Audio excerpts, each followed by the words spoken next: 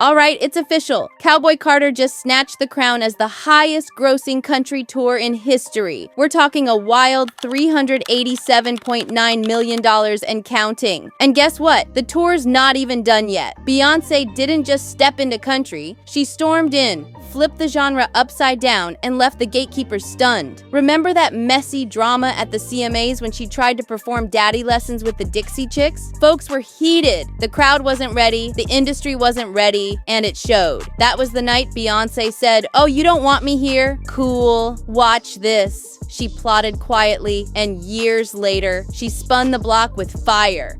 This Cowboy Carter era, it's not about cowboy cliches or cornball tractor songs. It's about black cowgirl power, real southern grit, and vocals so raw they press down on your chest and won't let go. And the visuals? Whew, you had to see it live. It was art, not just a concert. She's fusing genres, rewriting the rules, and doing it her way. Loud, black, unapologetic. And what's even more wild, she didn't have to change herself to fit country. She made country come to her. They didn't just let her in, they adjusted to her. Beyonce didn't come to play. She moonwalked across the country charts like it was nothing. Now she's sitting pretty at the top of the biggest selling country tour ever. And let's be real, this ain't just about making money. This is about legacy, impact, and a loud reminder that Beyonce can do anything she puts her mind to. Pop? Crushed it. R&B? Owned it. Hip-hop? Dominated. Country? Slayed it. And the whispers are getting louder. People are saying rock might be next. What makes her whole cowboy movement so powerful is she did it for the culture. We all know country music has deep black roots, no matter how folks try to rewrite the story. Country started with us. Beyonce stepped in to remind the industry and the world that this space has always been ours. And whether you're bumping her album or not, whether you're into country music or not, you can't deny the fact that she came in and tore the doors off their hinges. She paid respect to the OGs like Linda Martell, one of the first black women in country who'd been erased from the spotlight for way too long. But she didn't just keep it black, she showed love to legends like Willie Nelson and the Queen herself, Dolly Parton. And yeah, everybody loves Dolly. Beyonce also shined a bright light on up-and-coming black country talent. Shay's career skyrocketed after getting featured by her. One of the songs on her album sent Shaboozey's track, a straight-up bar anthem, soaring to #1 on the Billboard charts. And not just for a week or two, it held that spot for a wild 19 weeks. That's insane. And we can't skip over Beyonce's emotional track Blackbird, where she brought in 4 overlooked black country artists: Tanner Adele, Brittany Spencer, Tira Kennedy, and Raina Roberts. That collab, it changed lives. All 4 of them have said how much being featured on Blackbird meant to them. It was more than a song, it was a spotlight. And then, boom.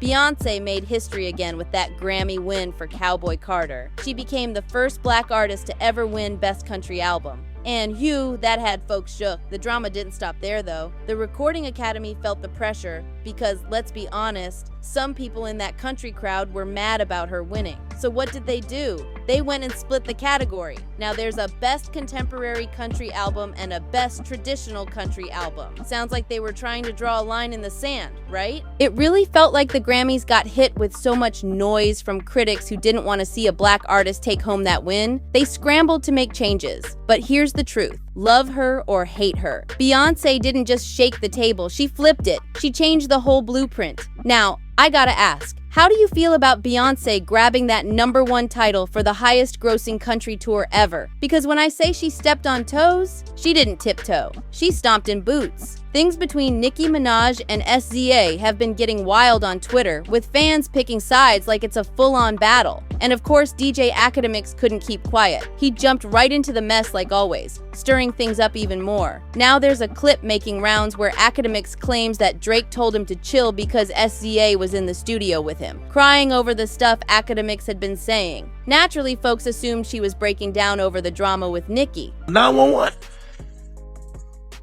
I got on the phone with Drake at 6 a.m. Drake said, yo, I could never tell you what to do. I respect you. You know, I fuck with you. Flip page and be like, we've been through, like, yo, you my guy. But I'm gonna be honest with you. I've been trying to do this album. I'm recording the songs and I've been locking in with SZA. This is what she's doing for all the dogs. Yo, I'm locking in with her.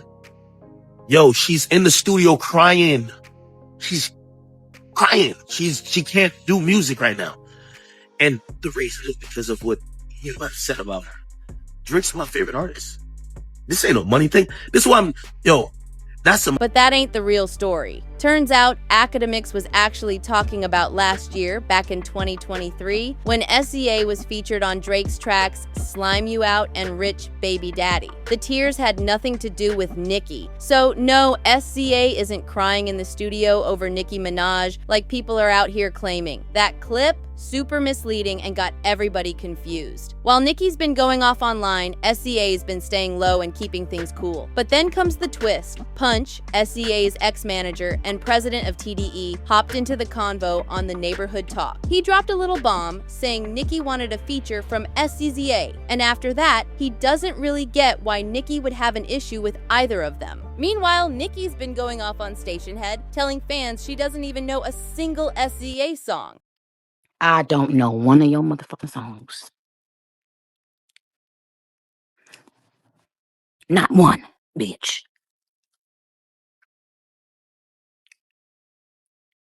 Y'all, I'm not trying to be funny. Like, I'm not... Y'all. It's giving petty, it's giving tension, and the internet is eating it up. But let's be real. SZA wasn't about to let the narrative spin without jumping in. Yesterday, she hopped on Twitter and let it all out. Turns out, not only does Nicki Minaj know exactly who SZA is, but she also wanted her on a track back in 2020. Yep, SZA spilled the tea and dropped the receipts. She tweeted, "Nicki, you absolutely know my music and what I contribute, cause you've asked for features twice, TBH. In addition to rapping my lyrics on Feelin' Myself, cooking up the bass, looking like a kilo LOL, you're having a moment, I'm not sure why, but be blessed." And then came the texts. Now, these don't seem to be directly from Nicki to SZA, but likely to TDE's Punch, SZA's then manager. Here's how it went down. Nicki said, "Hey, it's Nicki." They said, "Nicki Minaj?" She said, "Yes. How are you?" They said, "I'm good, money. What's poppin'?" And congrats are in order. Nicki had just announced her pregnancy. She said, "Thank you. Is SZA recording right now? Got this hook I think she'd be dope on." They said, "Yeah, she's heavy into her album. Send it." She said, "Okay, I'll send the hook first. If she F's with it, I'll send the files to an email. Give me a sec." They said, "Bet." And boom! Just like that, we've got receipts that show Nicki did want a feature from SZA. The collab clearly never dropped, but this totally undercuts Nicki's recent claims that she doesn't even know a single SZA song. Woo! Now, the Barbs aren't having it. Some are saying the text could be fake, raising doubts about the screenshots. But honestly, it's looking real. Nicki might have just got caught up in a lie trying to flex on SZA in the moment. Let's keep it real. Sometimes when someone's trying to assert dominance, they'll say anything to make the other person look small. That's what this feels like. And even if the texts weren't directly between Nicki and SZA, the tone says enough. But what do you think? Did you ever expect SZA and Nicki to clash like this? I mean, SZA's always come off super chill, not the type to go back and forth or start drama. Even now, she didn't drag it out. Nicki kinda took the wheel and SZA just coasted through. And let's not forget, folks really misunderstood that Academic story, thinking SZA was crying over Nicki recently when that whole thing was from 2023. Wild how fast misinformation spreads online. Anyway, that's all the tea I've got for now. Y'all let me know what you think in the comments. This whole Nicki Minaj SZA thing going on, I feel like the real question should not be, is Nicki on rugs? Or is Nicki okay? Or what's going on with Nicki? The question is, what really has happened behind the scenes? Because every single time she comes out, Nicki comes out and she's going off on somebody, ranting and raving, venting and hooting and hollering, there's always truth behind it. There's literally always truth behind what this lady is talking about. She's not crazy. She just has an eccentric way of expressing herself, but she's not crazy. So I would like to know, like, what truly is going on and what has been going on. Because normally when she speaks out, it's because she just can't take it no more. She can't take the lying. She can't take the fakeness. So I am pretty sure there's something that has been brewing with her and SZA for a while, and she just can't take it no more. And I would like to know what that is. And SZA's not going to tell us. But yeah, I want to know, like, what really has happened? What is really going on? Because she's talking about something for real. She's mad at SZA for a reason. It's not for no reason, but I want to know. As an OG Nicki fan, not a Barb, because there's a difference between OG Nicki fans and Barbs. We both love her, but we're obviously different. I'm trying to figure out for the life of me, why is SZA and Nicki Minaj going back and forth on social media? Where is the girl that does the blind items? Because, baby, now is your time to shine. Give us some inside scoop, because that's so random. I would have never thought Nicki and SZA going back and forth. And let me tell you, I love Nicki down. When she right, I defend her when she right. When she wrong, I look at her like, come on, girl. Like, Nicki, please. But can somebody help me understand what the hell this beef is about? Mind you, I'm not in the industry. You probably watching this, definitely not in the industry. So there's things that we're not privy to know.